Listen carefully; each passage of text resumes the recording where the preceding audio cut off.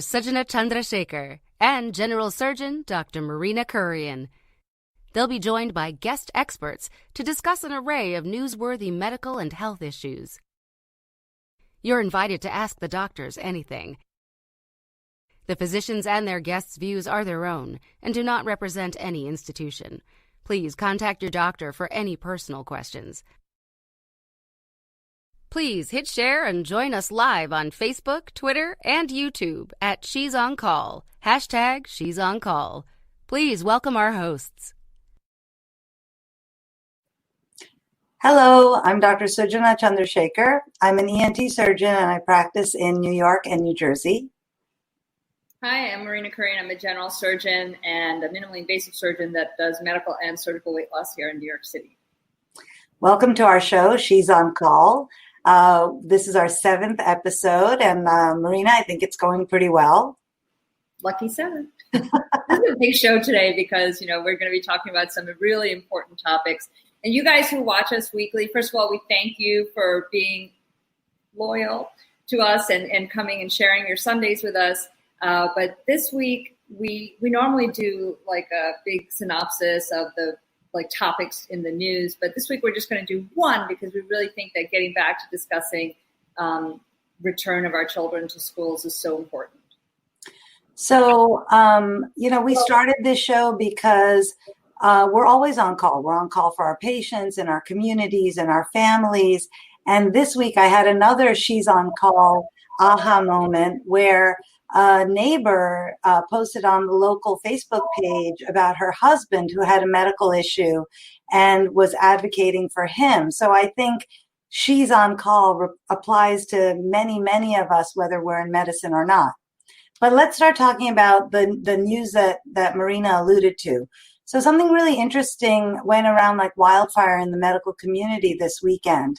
There were suddenly pictures of physicians in bikinis appearing all over social media, which is a little weird. So why do you think? Well, a paper was published in the Journal of Vascular Surgeons that was called The Prevalence of Unprofessional Social Media Content Among Young Vascular Surgeons. And what they did was they set up the authors set up fake social media accounts. They found the accounts of young surgeons and concluded that half of the 480 surgeons had social media accounts, and a quarter of those people had what the authors defined as either clearly unprofessional, which was, of course, drug use and violations of patient privacy, or potentially unprofessional content. And this was really an issue because so many levels. First, it really spoke to a lot of bias that was inherent to the people who were reviewing the social media accounts themselves. It also really was a violation of privacy, and also missed the point that many physicians have a right. All physicians, not many, all physicians have a right to enjoy their personal life. So some of the problems that they pointed out were that there were inappropriate posing in either bikinis, or they were shirtless, or that people had a drink in their hand when they were in a picture. Suju, I don't know about you, but I have had, I occasionally have a glass of something, and sometimes people take photos. That should not constitute something that is unreasonable or unprofessional by any means, especially American Heart Association says it's okay to have at least one glass of red wine a day, right? So this was wrong on many levels. The methodology was flawed, and the article has now since been retracted, and the authors have all apologized, and the Journal of Vascular Surgery has retracted the article. But it came up and showed what advocacy is really about. There were so many he for she that thought this was so inappropriate that, shaming people for being in bathing suits or bikinis is just ridiculous. And so that's what that last picture you saw up there with all the ladies in bikinis, like this was, hashtag medkini. I mean, it became so strong. Actually, one of my friends told me that Instagram took down the hashtag because they were being overwhelmed. And I think this goes to implicit bias. We talked about this with Dr. Quinn Capers a couple of shows ago. And I think when you have an editorial board that looks very uniform and has very uniform experiences, you really fail to see the problem. This article got through what we call peer review, which is usually a very rigorous process. I mean, I would have been criticized had I been seen for not only having pictures that show me as a human, but in fact having opinions like wear a mask. These are really important points. And I'm glad, Marina, that you wanted to bring this up. But I think we should get to our guests now. We totally should. So our show today, we do have a total of 3 guests. We're going to start off with 2. Dr. Sarah Goza is joining us. She is the current president of the American Academy of Pediatrics. So welcome. Thank you so much for joining us in our discussion today about when to reopen schools. Is it safe? There's been so many questions that our viewers have already pre-asked. So thank you so much for joining us. Thanks for having me. And our guest who will stay with us for the full hour is Dr. Heather Klaus. She is a professor of infectious disease at Temple University and dean of faculty there. Heather has been, as you said, eating, living, breathing COVID-19 for the past 4 or 5 months.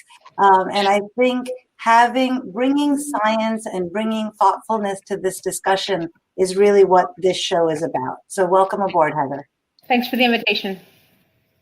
So maybe we should just start off with one of the questions that we've had, because, actually, Sarah, the American Academy of Pediatrics has signed on with some of the recommendations from the CDC. So I think we have a card for that, but we would love to hear your thoughts first to start off. So the American Academy of Pediatrics came out with guidance about school reopening. This came about because a lot of pediatricians were getting questions from parents about what should we do about school.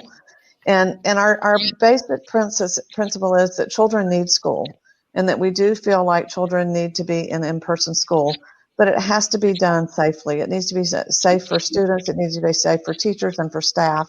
And that's really going to depend on what's going on in your community with the spread of COVID-19. And so public health is going to have to be intimately involved in when it's going to be safe to open those buildings. And the teachers and the school administrators are going to have to figure out how to do it safely. And we did have a 9-page guidance about some things we thought they could do to make it safer. And a lot of those did align with what the CDC had as well. So we really appreciated that. I think the fact that all of this data is being made public and in language that people can understand is really very helpful as parents and teachers and counselors and Board of Ed professionals try to navigate these waters. We are far from being done with COVID-19. The cases and the deaths are still rising in most of the country.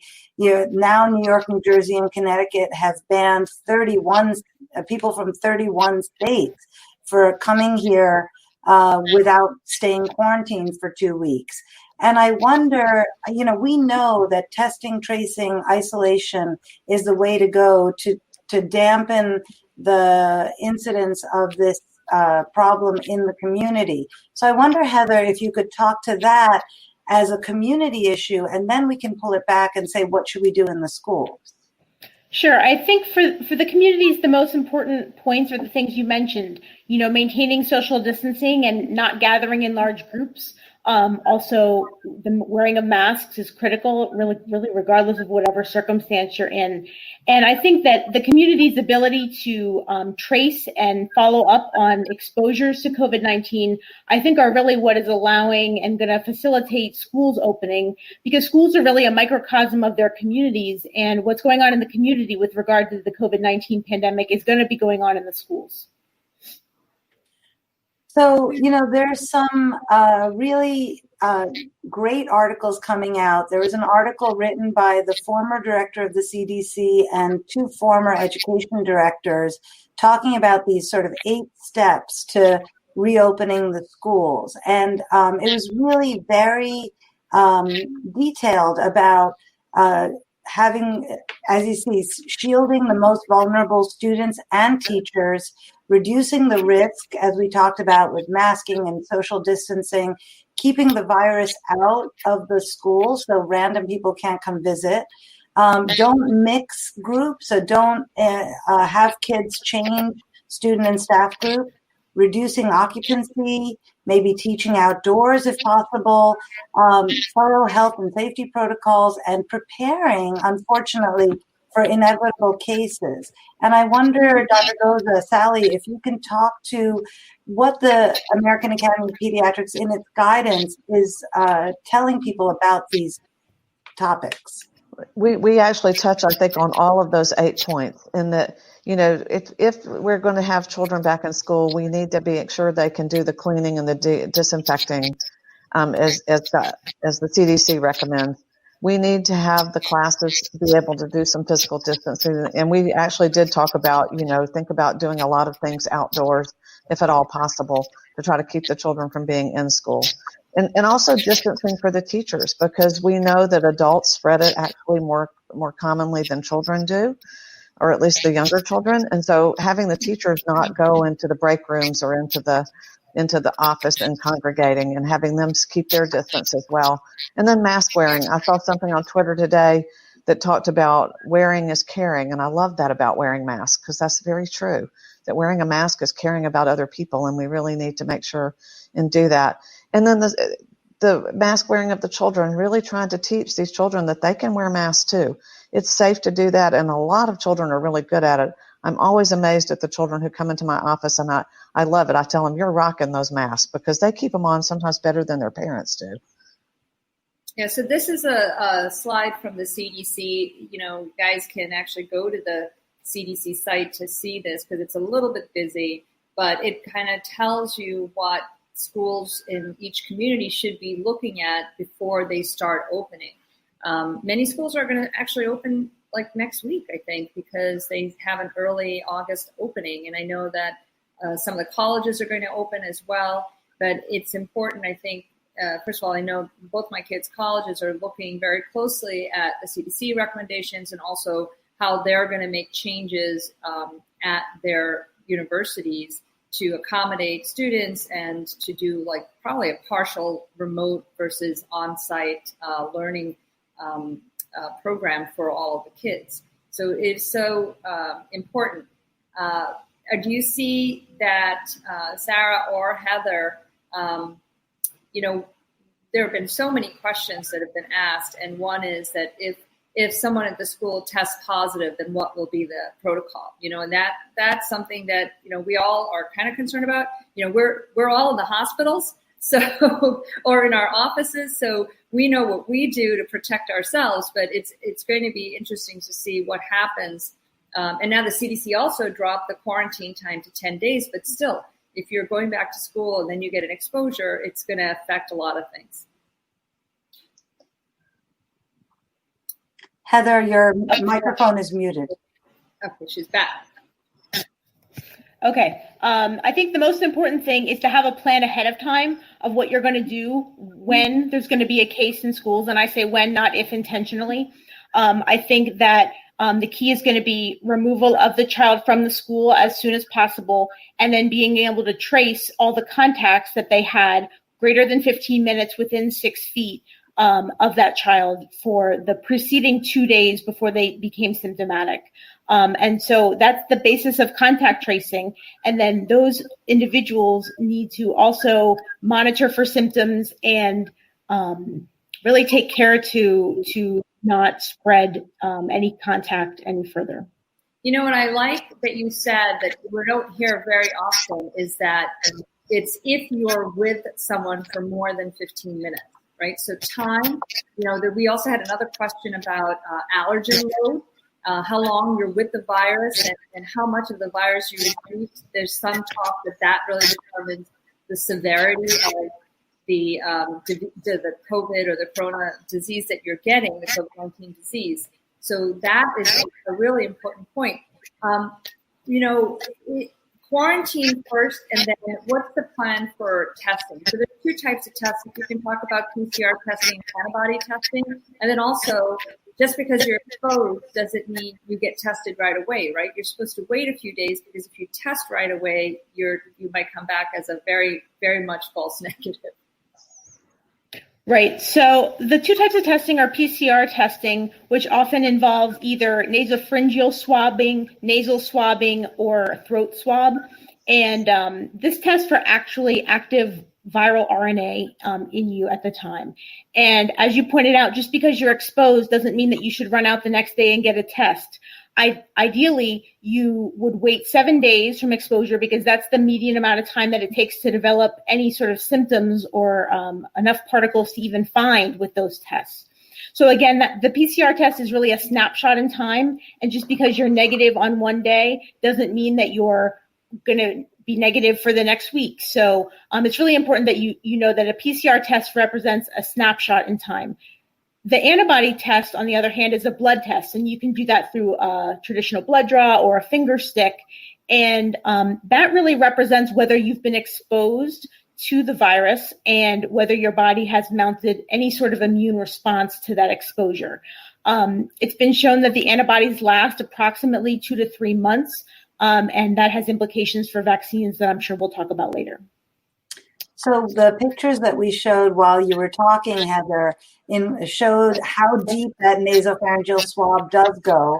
One of Hari Kondabolu, who's a comedian, said, "I went for a test and they biopsied my brain," because it really goes quite far back. The antibody test is very simple. That was my finger, unmanicured and unlotioned, getting the antibody test, which I'm negative. But I think that these are testing, and I think limitations of tests that parents and educators really need to know about. One of our viewers, Kuna Marora, asked, in your opinion, are kids with well-controlled mild asthma low, medium, or high risk because of their underlying condition, and how should the parent weigh that risk before deciding to send them or not to school? And maybe I'll ask Sally to answer that. You know, we do know that children that have asthma may be at a little bit of an increased risk, but really at the lower medium level, it's probably not as great of a risk as you would think. I think if you're at high risk, that's something you would want to talk to your pulmonologist about as to how well you're controlled and all of those things. I think if parents have any question about their children and what their risk factors are to going back to school, especially those with chronic health conditions like asthma, they should call their pediatrician and ask them, because those pediatricians know those children, they know how sick they can become, and they know their history. And so I encourage anybody that has a child with special needs, or any parent who's concerned about whether to go back to school or not, to call their pediatrician and have a discussion. I think also, Sarah and Heather, both of you would agree that a lot of it depends on what's happening in your community as the kids are going to school, and the level of disease that's present in the community before you can say, okay, it's totally safe or not. I mean, I am actually totally okay with my kids going away to college. I feel like they're going to do the appropriate things, and the colleges are being very careful and have a plan and strategy in place to help protect their community. So I've been okay with it, but I think, it really depends on what is going on around and practicing. I'm a huge fan of the mask wearing. Some people say, it doesn't work. I think it's protective. It may not be completely preventative, but protective is good. I like that. We can settle for protective and still think it's a fantastic option. And I think that will help get us back into schools. Because we also had another question when they're talking about, and someone texted, it's hot in Texas, and you have the kids out, and it's fine, they're wearing masks in their classroom, but then they go out to recess and it's super hot. Are they supposed to be wearing the masks out there, and what will happen? Because younger kids may not socially distance as well as older kids do. What do you guys think about that? I think that it's been pretty well established that there's less spread outdoors than indoors, and this is the reason for the restrictions that different communities have put on things like indoor dining versus outdoor dining as we open back up the economy and things. And I think the same is true for children. Outside at recess, if they're more than 6 feet apart, the masks may be a little bit less important than they are when they're in the classroom potentially not as socially distanced because of given limitations of space in classrooms and in schools. So I do think that the point is well taken about the heat in Texas and really a lot of the United States in the summer, but masks are critical as much as we can enforce them. And really, the outdoor exposure and the outdoor space is a much safer one. So I wonder, Sally, first of all, you're in Fayetteville, Georgia, so it's kind of hot down there, I would say, because it's boiling up here. I wonder if you can address that and whether there is concern about, even in an outdoor classroom, the teacher kind of talking over the din, whether of the traffic or the kids. Should the teacher be wearing a mask to protect projecting or aerosolizing particles? And then I was hoping you would address the very rare but very horrible disorder, MIS-C. Thank you for that. So, we believe that the teachers should wear masks. We know that adults are more likely to spread it. And so, and to be at higher risk if they do get the disease themselves. So we are recommending that teachers do wear masks. And so even outside, I would recommend that the teacher wear the mask unless she's a good 6 feet away from everybody, which can be hard to project too if you're 6 feet away from the whole classroom. So that's really in our guidance that we feel like teachers need to do whatever they can to protect themselves. And one of those things is to wear masks. MIS-C, we're learning more and more about it as we go along. We have researchers and scientists looking at it. The NIH is looking at it. It's a very rare disease still. We do know that it usually happens several weeks after the surges of COVID-19 in communities. But one of the most important, the things that's worrying us the most is the disparities in it, that 71% of children that had MIS-C were Hispanic or Black, as you're showing on that slide there. And so that's really concerning to us as to why is there such a disparity in this? And we tell parents to watch for the symptoms of this. If your child has persistent fever, is not acting right, is seeming really, really sick, you need to call your pediatrician to find out what you need to do. And especially if you know they've had COVID-19 or they've been around someone who did, because the majority of these patients have either had COVID-19 that they may not have known they even had, or they've been exposed. And so it's very important that if we have really sick children, they need to be evaluated. Away from the whole class. Yeah, that is so critical, I think, and it is so kind of weird. Heather, do you have any thoughts about, is it a proximity thing? Is it densely packed or closer living conditions? Why would we see it so much more in Hispanic and African-American children? I think early on we found this in the adult population as well. And I think that there's not a genetic predisposition that would make this true. It's related to social determinants of health and the things that disproportionately affect the Black and Brown communities, such as living situation and food insecurity and close-knit communities. I know there's been instances of several family members at a time being hospitalized with COVID-19 and multi-generational households and things like that that may disproportionately be present in those communities. And I think that explains, at least from the adult side, I can't necessarily speak to the pediatric side, but that explains the adult side of why we saw an increased incidence of both hospitalizations and disease in the Black and Hispanic Latinx communities.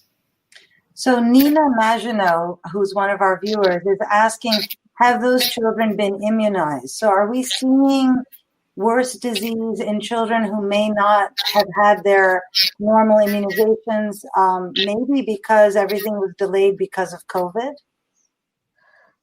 I don't think we have that data to be able to say that, to make any conclusions about that. I'm sure that's something that will be looked at, but I don't believe that data has been gathered on these children. And if it has, I don't know it. Right. Thankfully, this is occurring in a very small percentage of children that contract COVID. So I thought one number was 1.5% or so. It might even be less, and you guys can certainly speak to that. But if we look at that group of kids that have gotten it, and as we know, kids aren't getting it as much as adults, and then to add to that, it's 1.5% or less. I might have the number off. And then to create like a pool of data that we can actually make any kind of statistical or real clinical analysis of means that we would need hundreds of thousands, and we just don't. Thankfully, we don't have that many in children. And I, Heather, I love the point that you made about the social determinants of pre-existing conditions, because Latin America is seeing a huge surge in COVID-19, and yet they're not seeing any greater numbers of MIS-C there, considering that we're seeing a lot in the Hispanic and Black community. So, there's a question from J.H. Kim about temperature checks, and the concept being that before entering school, before entering college, community college, or four-year college, and certainly before entering my office, we're checking temperatures on people. Heather, can you talk a bit about, is that effective? Is it like taking our shoes off when we go on an airplane? Like, what should the screening tools be that try to keep us as safe as possible? I think even more effective than the temperature checks is self-monitoring for symptoms, taking your temperature once or twice a day, assessing whether you have any twinge of a sore throat or a headache or fever. The temperature checks, I think, are helpful for anxiety levels and are helpful, but I don't think materially, especially given the changes in weather and especially the heat of the summer, that they're necessarily reliable and reflect a person's actual body temperature, at least when done with the infrared scanning thermometers. I don't mean to be a naysayer, but I think that there's definitely other things that are more effective to prevent people who may be beginning to be symptomatic with COVID-19 from entering a given workplace, building, or school, such as monitoring for symptoms and taking temperatures at home with an oral thermometer. You guys who are watching, this is a great conversation because we have such wonderful guests, and this is going to go on till 12 o'clock. That's our show, 11 to 12. So those of you who are watching, if you have friends that might be interested, please do tag them and let them know that the show is going on right now. And unfortunately, we are going on till 12, but Dr. Goza does have to leave at 11:30. So I'm hoping, Sally, I know, you're a fierce advocate for healthcare for all children. You're a fierce advocate for what I think is common sense, science-based treatment of children. Maybe you can leave our viewers with maybe 3 takeaways that you'd really like them to remember from this. Thank you. I really would. So number one, we all know that children need school. And so we as a society have to figure out how to make school be able to be reopened safely for the teachers, for the students, and for the staff. And so to do that, we need to decrease community spread. So just like you were saying, wearing a mask is caring. That's going to help get our community spread down. We need funding to help make sure we can get the schools open safely. And we need our children back into that schooling so that they can get everything they need, because it's more than reading, writing, and arithmetic. But we have to do it safely, and that's the key to that. And I appreciate y'all having me for this segment. No, thank you so much for joining us. And I think those are excellent points. And the funding is important. We have to support the children going back to school, and the teachers, the faculty, everyone at the school. When we talk, as you know, in healthcare, we talk about the hospitals opening and they're taking care of all these COVID patients, and the nurses and the doctors got all the shout outs.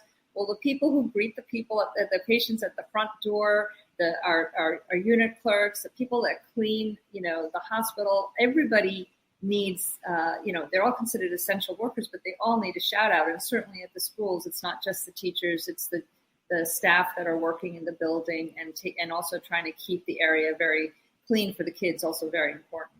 So again, Sarah, thank you so much again. Dr. Sarah Goza is the president of the American Academy of Pediatrics. Thank you so much for joining us for this half hour. And it's now our pleasure to welcome Donna Mazyck, who is, as she is so proud. Oh, we lost Marina. So thank you very much, Sally. And we're very proud to bring on Donna Mazyck, who is a registered nurse and the executive director of the National Association of School Nurses and the past president of that same organization. She has served her community for 25 years. prior to assuming this executive director position, and we're really happy to have you on board. And I thank you for listening for the first half hour. Can you give us maybe an idea of what you'd like to bring to this discussion? Hello, it's good to be here with you all. I want to remind folks that public schools serve all students, and health is linked with learning. And school health service is a student equity issue. And so we believe that school nurses and their ability to care for the entire student population, especially the most vulnerable, by identifying students at risk and helping them get the care needed, those school nurses are tracking and addressing health concerns and decreasing communicable disease outbreaks in multiple ways. And school nurses are needed because they have the expertise in public health and infection control practices. I think that there's so much that we rely on our schools for. And I think getting children back into school, having the interactions. I mean, I think all of us went to school, and what a wonderful and magical time. I wonder, Heather, if you can talk to our audience about vaccines, because I think Sally saying mask wearing is caring was beautiful, and people are sort of loath to accept that something as simple as wearing a mask and keeping your distance and washing your hands will help. And they're kind of pinning all their hopes on the elusive vaccine. So I wonder if you can talk to our viewers about where we are in vaccine development and how realistic the timeframes are. Sure. I mean, I can't underscore enough how important the mask wearing and the hand hygiene and the distancing is. Vaccines are a little ways away, as best as we know them. There are about 25 or so vaccines in clinical testing right now, some in phase 1 and phase 2, and only a handful in phase 3. And the soonest we would expect a vaccine would be in 2021. And the platforms are different, and the testing is different. And recently there's been publication of some interim or initial results from 2 companies that are producing vaccines for COVID-19. And both showed that there were successful immunogenicity, meaning development of antibodies to the COVID-19 virus. And also that there were most importantly, that there were no serious adverse events with those vaccines. And I think that that's really important. I know that there's, a component of the community really concerned about safety of vaccines, and these have not been shown to have serious adverse effects, but did have some mild side effects such as fever, muscle aches, headache, and fatigue. That goes along with a lot of vaccines, frankly. But these vaccines are moving forward into further testing with more patients, and that will hopefully get them approved by the FDA and be able to get them to the population. Right. There's at least 2 that are doing phase 3.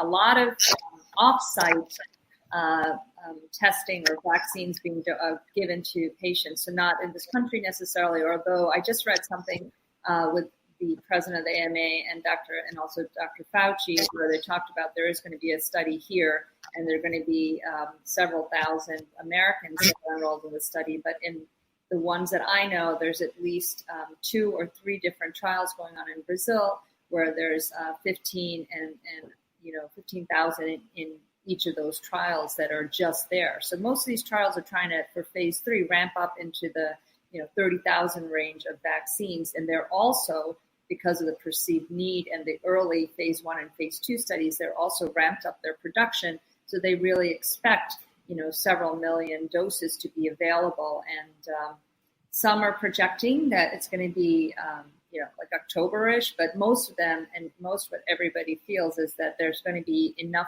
dosing for people by the start of 2021.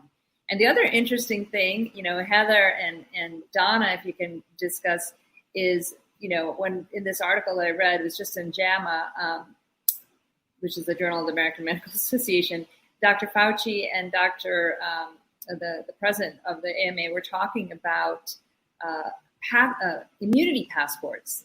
which I was thinking about too. Like, how do you, how can you get around and how can we restart the world without knowing, status or whatever? And it's something that's good and bad, I think, because in a way it's another mark of, and it's a distinction and it's a separation, but at the same time, it's a peace of mind and it's a way of moving a lot of things forward.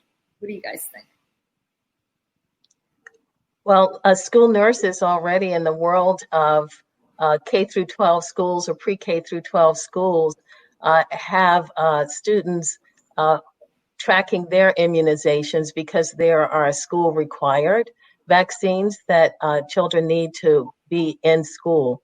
And so in some way, that record from pre-K to 12 and even in childcare age is somewhat of an immunity passport related to the community of schools and childcare. I think, as somebody who's had 4 children go through the system in public schools, and my 4th is still going through, the school nurses are tough, and you can't get past that door without your proof of immunizations. And they keep us up to date, not only our pediatricians, but our school nurses, letting us know what our kids need at what age. I just want to take a quick detour to ask you, if you're watching and you like this and you know anyone who's a parent or a teacher or cares about kids or just wants to listen to really smart ladies talk about stuff, please like and share and tag your friends and encourage them to watch in real time or later on our YouTube or Facebook channels. So if we go forward, Donna, school nurses do a whole bunch more than just check to see if our immunization records are up to date, right? I think you get really involved in the emotional and psychological health of children and their families. Mm-hmm. And I was going through the National Association of School Nurses website, and you have some incredible guidance there about how to continue to pay attention to behavioral health and emotional health of children, even with remote learning. And I'm wondering if you can talk to that and educate us about things that we can do to help our children stay healthy in our community. Yes, certainly school nurses are able to determine what students are dealing with, because school and student mental health needs or emotions or social emotional status sometimes gets managed by physical complaints. So that student who is a little bit nervous about wait, Donna, just a second. Somehow, there you are. You came back. You were just snow for a while, and I thought it was. No, you know what? Donna, if you're on your phone and you get a pop-up, that'll pop you off the camera. Okay. So please go ahead. Thank you. Thank you. So students and managing social emotional situations and fears and anxieties often present with physical complaints. So school nurses may sometimes see that student who is talking about a headache or a stomach ache, and they don't know what it is, and that school nurse in assessing and speaking with and listening to that student may sometimes determine that what's going on has more of an issue with anxiety or depression or fear, and they're able to refer to school-located mental health professionals who can help students with that. So it's so important that school nurses are part of the school community, because they get to know students and get to be that trusted adult where students can share what's going on with them. And I just want to read this comment from Laura Silverman, which I think is really spot on, that poverty and systemic racism has such far-reaching, long-lasting impact on children's health, and that epigenetic trauma will permanently affect their lives. And I think I couldn't agree more that it is so important that, this is another reason that everyone who's involved in public education, but as well private education, is that we want kids to go back to school for a variety of different reasons. And we've also found, there's a few articles out there talking about how remote learning has been not so good, for the kids. That that they all talk about, and I'm sure you've heard about this, Donna. I never felt like I slid during the summer, but apparently there's something called the summer slide. Yes. Whatever you've gained, and then you have to catch up again. So it is a concern, and now we have the COVID slide. I guess we're coining it here. It's the COVID slide, unfortunately. Right. There is a COVID slide, and what we want is for a safer return to school. We want children to get all that they need because education is their work. That's what they do to grow and to develop. And being able to do that in a healthy situation is important. I wonder, Heather, there are a couple of questions. There was one question that came up that said, can kids with asthma get worse wearing masks? And I'm going to just answer that question and say no. But I wonder, Heather, if you can talk about herd immunity and what does that mean? Do you think it's something that we should look for during COVID?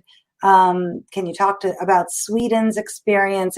That's just the phrase herd immunity, and I think you could go on forever, but maybe very quickly alert our viewers to what that means and what we should look for. Sure. So herd immunity is the concept where if you have enough people exposed to a disease that build up antibodies that then pervasively in the community, the disease basically goes away. And I think the concern that I have about the idea of herd immunity developing to COVID-19 are the studies that show that the antibodies produced when someone has the infection last only for 2 to 3 to 4 months. And so to have sustainable herd immunity before a vaccine is available is not likely, given the fact that those who are exposed don't maintain the antibodies that neutralize the virus very long, meaning that they may be susceptible to getting it again. And so really it's the vaccinations that we were talking about earlier, and those couple companies that are in phase 3 trials that we're really pinning our hopes on to be able to have true herd immunity and antibody responses in a large portion of the population.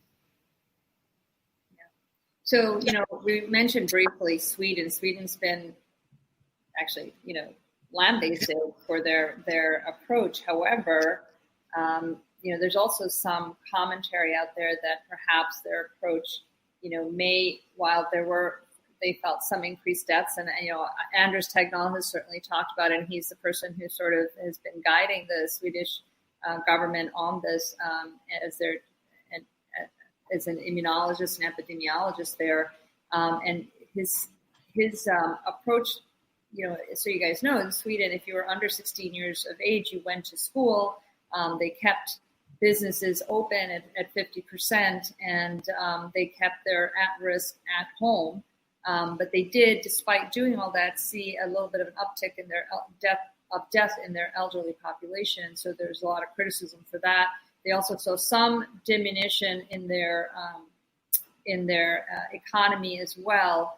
But, it's a question of how we're going to reopen. And the feeling was that the rest of the world maybe doing the shutdown was more extreme. And there's proponents for saying that what we did is right. Certainly if we look at New York right now, where we've had such a reduction in COVID-19 infections as well as deaths compared to where we were in March and April, it's been astounding. And I think a lot of that had to do with the measures that we took in place, especially the quarantine, the mask wearing, and the social distancing are all important. And I went out to meet a friend outside today and went into a store to get a tea, and everyone just immediately assumed a 6 foot apart stance. You know what I mean? Like there was no crowding. So it's been a real learning, and I can see that people are doing it here in New York. And as always, I've always said I've never been prouder to be a New Yorker, but I think that, certainly the rest of the country could take a page out of what we're doing. And maybe, the way to reopen is to do some measure that's similar to what Sweden has done. And certainly that's what we're looking at in the fall, trying to get our kids back into school. So one, I think there's a comment that Madagascar has no deaths. So maybe, Marina, that's where we should do our show from. Just fly out to Madagascar. Together instead of woo! I think we had put up a slide earlier when Donna was talking about the important role of school nurses. And I think We cannot de-emphasize that, because I think you really do act as the people who help families know what needs to be done, help teachers know. And I think you're 100% right. That kid who always comes in with a headache at period 3, something's going on there. And I think I direct our viewers to the National Association of School Nurses website for some really interesting information that will help you make your decision. I also, Marina had mentioned earlier that trying to figure out the risk reward of sending your child to school. And one of our viewers, Jason Campbell, asked, do you think schools are going to be able to give us options of opting in or opting out of school? And the CDC has some really nice, a checklist, really 3 pages of checklist of how comfortable you are with what your school is doing to keep you safe. So I wonder if you can talk to some of that, Donna, what the schools should be doing in order to open safely and stay open safely. So schools really have to know what's going on in their community. They've got to know what the burden of COVID disease is. How is it spreading? And so that conversation to plan and to prepare for a safer return to school must be led by public health, accurate public health data, and must include school nurses who will have in mind the health implications and how to prepare, and a connection with the local health department. We have the guidance from CDC, as you mentioned. We have state level guidance. And what it comes down to is, in that community, what does it look like? What is the spread like? And so having those conversations that bring up scenarios, we heard a little bit in the first half hour about what to do if a child is exposed or has symptoms, what to do with an adult. All of those scenarios and questions need to be considered and planned for if schools are to reopen. So I completely agree with you. I think there are a couple of other interesting questions that came up. Vimala Rajgopal, who has been a teacher in the public school system for, I'm going to say, a long time, because she's my auntie, so she's a little older than I am, talks about in-person teaching, especially with young children, especially with children with special needs, involves being very close to them, or group projects where children work together. And I wonder, Heather, if you can talk about the relative risk of that important thing that we're sending our children to school for in this era. Sure. So I very much agree that one-on-one support is important. I think, what's been shown is that it's children who are less than 1 year old and who have underlying certain medical conditions such as asthma and heart issues who are at higher risk. I think that with masking and potentially even face shields, I think that teachers of special needs children who may or may not be able to maintain masking 100% of the time would be the safest way to do that. I think that instruction is critical, and that time spent is so important for those children's development, that we need to find a way to make it work and make it work safely. And whether that is taking history from that child's parents or temperatures and things like that, and then having them wear a mask as much as possible, but if not possible, have the teachers sort of be cognizant of contact with secretions and things like that, but also extra sort of cleaning protocols to be able to work with children who have various levels of special needs.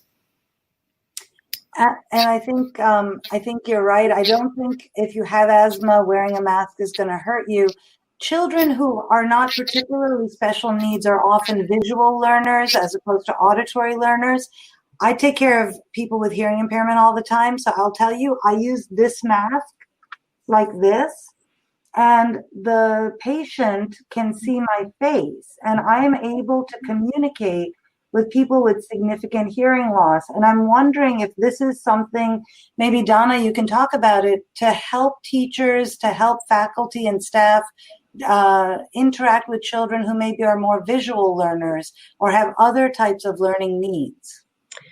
It's absolutely essential to provide what's needed to maximize the engagement with students And you're pointing out some of the things that have to be considered, like students who may have hearing impairment or may operate in a deaf situation, and how can we have the essential facial coverings, but also the personal protective equipment that would be needed for staff taking care of students with particular tasks that have to be done. Absolutely, we need to consider what would maximize that engagement. I love how you threw in your new mask, Sujana. You like it? I do. It's so awesome. You get it in red. It will be really great. Yes, it's fantastic. I think the cheetah print really does it for me. Yes.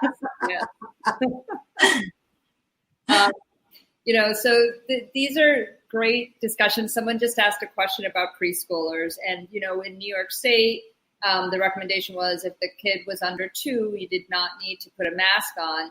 And I think preschoolers, it's really the question of whether they can keep their masks on. I've seen plenty of kids walking the streets, though, with their parents, and they're wearing masks, and they look to be between 2 and 4. So it's going to be one of those things that we have to see if they can wear it. It's more an attention thing, right? Or if they forget about it, if they're playing and they forget about it, they'll put it on. But I think that it's probably something that the schools will have to determine what their policies are. Mm-hmm. We touched a bit on racial disparities in COVID as relates to the MIS-C issue, but racial disparities exist in COVID. Racial disparities exist in education and in healthcare. And I wonder, maybe Donna, you can talk to the disadvantages that may occur if we don't open the schools and if we don't offer in-person learning to certain groups. I mean, as you said, public schools take care of everyone. They took care of me. So I wonder if you can talk about that. Well, I think every school community, every district knows their population, and serving that population, whether it's in-person education or whether it's virtual. We had an example during the school closures from mid-March and through the end of the school year this year because of COVID. And I believe that schools can look at those data that find out, were there any students who were missing? Were they not able to connect via internet because they didn't have services? Or were the situations in the family strained because parents may have been essential workers and students couldn't do the learning virtually like they wanted to? And then where did it work? We know that food insecurity is an issue with some families, and schools did a great job at trying to use different ways and to bring food to their families. So I believe schools have to really consider what happened in the spring through the end of school year, and where do we have gaps and where do we need help. I guarantee there will be places where there are gaps, and that needs to be considered in planning for a safer return to school, in person or virtual. And in many, we're seeing this in the New York area that some parents are kind of banding together and creating like their own, summer camp for certain kids, and they're also, a group of kids so that the kids are kind of together all the time and not seeing a lot of other kids. And they're also thinking about paying for private tutors or homeschooling, which, obviously speaks to the disparity of what is going on in the economy, and just it's not something that everyone can afford to do. And I am a product of the public school system, just as Sujana is. So, I do feel the public schools did a great job, and I think around the country they do a great job of trying to engage the kids and teach them, and also provide all those other services, food, security, and that measure of safety, and also when they're having issues, identifying those issues. So it's a great shout out. Donna, can you give us your last 3 top thoughts on, or any points that you'd like to make before we close out? Because it's to the end of our hour. Yes, that was quick. Accurate and reliable local public health data, including the community's spread of COVID, is very important to know. And so we want to make sure that that is considered. And wearing face coverings, washing hands frequently, and adequate physical distancing does work. Whether in person or virtual, we know that there are students who have new or increased social, emotional, and mental health challenges due to uncertainty, to grief, to fear brought on by COVID, and that will need to be addressed. So school nurses and mental health and behavioral providers in schools need to be at the table. And we believe at the National Association of School Nurses that significant federal funding is needed to hire and retain school nurses for public school districts that will prioritize student health and safety. And finally, as the eyes and ears of public health and school communities, we know that the convergence of COVID and the upcoming flu season is ahead of us. And so collaborating with local health departments, school nurses can work to make sure that schools plan, prepare, and coordinate health and safety for schools and for students. Thank you, Donna. Donna Mazyck is the executive director of the National Association of School Nurses, and beautiful closing words. Before I ask Heather for hers, I'm going to ask you guys, if you take your cell phone and kind of do a selfie with us, and if you put it up on social media, we'd really appreciate it. Do a little selfie. These three guests we've had on have been amazing, and we'd love it if their message could be spread, because this is a message of science and rationality and compassion. So having said that, Heather Klaus, could you give us your 3 takeaways that you hope people take from this? Sure. I mean, I think the most important point about school reopening for me is that schools are a microcosm of their communities, and there's no one-size-fits-all answer. And really, the answers to all these questions are incredibly challenging for everyone, both within and outside the medical community. And it has to be science-based, but it has to be locally based, and leaders and communities in different areas, depending on their burden of COVID disease and community spread and percent positivity. I think those are the key factors that communities have to look at when it comes to reopening the schools. And the next point is about vaccines. I think that it's critical that vaccines produce as much immunity as possible, but even if the vaccines were to attenuate the severity of the disease to some extent, that would be a huge win. I think that having a disease is one thing, but dying from a disease is another. And if we could prevent the severe morbidity and mortality, that would be a win for a vaccine. And so just to kind of moderate expectations for what a vaccine can and can't do, I think there's a lot of ways in which a vaccine can be a win for us, both for adult health and for reopening schools. And I guess the last point I would make is about the disparities. And I think that COVID-19 exposed weaknesses in really every facet of our society and of our community and of our hospitals and of our schools. And it really exposed, racial disparities in a way that I think was surprising to some people, maybe less surprising to others. And I think as humans and as healthcare providers, we have to really lead the charge here and focus on why those disparities exist and really center Black and Brown voices as we look forward to addressing these issues. Exactly. Thank you so much. This, I have to tell you, this has been the most wonderful hour. My daughter chimed in. She's in Delaware with her cousins, and she said, would you send your child to school? And where we live, the numbers are low. The community is cooperating, masks and gloves. So I think, yeah. She doesn't want to go to school. And she go to school. She doesn't want to go. That's why she asked. School starting with me. That's what I'm hearing. Anyway, I want to thank you guys so much for joining us. We also would love to thank our production team. So there's a lot of credit to creating this show, and our other executive producer, and as well as our other producers that have put the show together. And want to thank you both again for joining us, Donna Mazyck and Dr. Heather Klaus, who's the Dean of Faculty and an infectious disease specialist. Donna is the current executive director of the National Association of Nurses. And then from the first half hour of our show, Sarah Goza, Dr. Goza is the current president of the American Academy of Pediatrics. So thank you all so much for coming. Thank you. Thank you. So Marina, this was a lot to process. I think you guys are wonderful. Our guests really gave us so much information.